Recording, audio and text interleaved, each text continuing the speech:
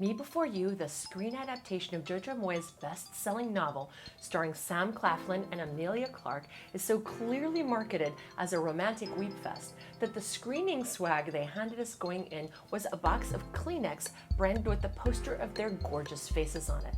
Does this movie, with these two beautiful people, deserve to find a willing, weeping audience? I'm Leslie Como, Cinema Siren, and this is my review. Cinema Siren!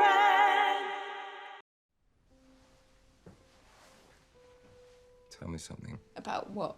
Anything.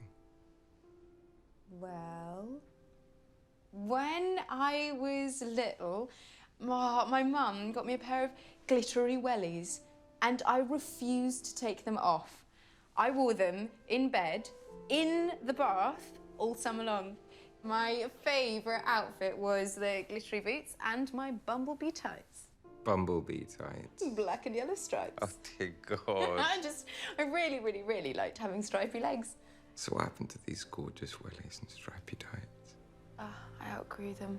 It broke my heart. And they don't make those tights anymore, not for grown women anyway. Strange that. Oh, you can mock. Didn't you ever love anything that much? Yes. Yes, I did. Recently disabled Englishman Will Traynor, Sam Claflin, has lost his joie de vivre. So much so that his doting billionaire parents are hiring an emotional cheerleader to brighten his new daily life. Enter Louisa Clarke, Emilia Clarke of Game of Thrones, a completely unprepared, inexperienced 20-something who sees life through Technicolor glasses and desperately needs a paycheck. She's obviously going to change Will's life for the better and bring back his will to live. Or is she? Either way, the audience is there to see the sparks fly, and we do, serenaded by a soundtrack of sublime sadness. Bogged down by sentimentality and barely touching the surface of the challenges inherent with quadriplegia or the right to die movement, all the juice of this romantic drama is to be found in the performances of the leads and the co-stars. Looking at this cast, it's like battle of the Brit heavy fandoms. Clarke of Game of Thrones and Claflin of The Hunger Games are joined by Jenna Coleman of Doctor Who, playing Clarke's sister. Matthew Lewis, famous for the Harry Potter series, plays Clarke's insufferable boyfriend. The parental figures, played by Charles Dance, also of Game of Thrones, Janet McTeer of Maleficent, and Brandon Coyle of Downton Abbey, are all BBC regulars. Even Joanna Lumley of AbFab makes a cameo.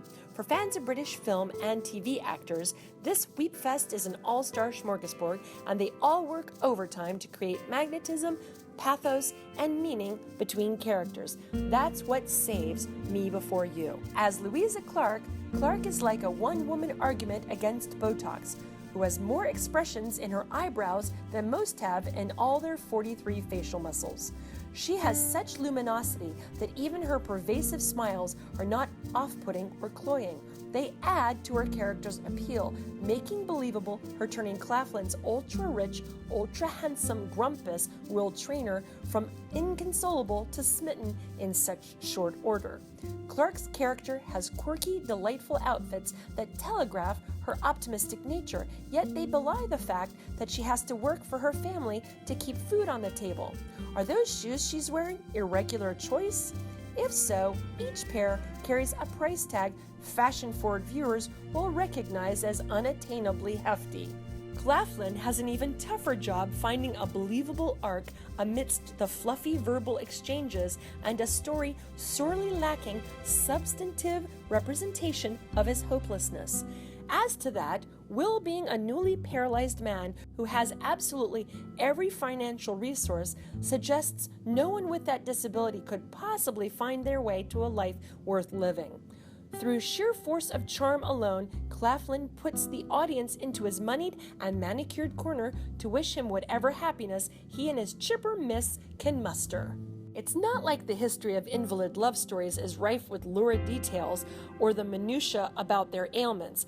1970s love story, for better or worse one of the best known of the subgenre, barely touches on the leukemia that strikes down the heroine. Of course, that movie also got called out for ignoring the specifics of their experience. These challenges in real life often enrich and deepen a relationship. If you're looking for a movie that better represents the struggles around an ailment or disability, the recent Miss You Already, directed by Catherine Hardwicke, is a better example. I give Me Before You a C, skimming over depth in favor of a shining, lovely yet sad love story isn't a crime, it's just a disappointment. Still, those who love the book or love seeing beautiful people playing and loving each other will find sweetness and charm enough to satisfy. For Cinema Siren, I'm Leslie Como.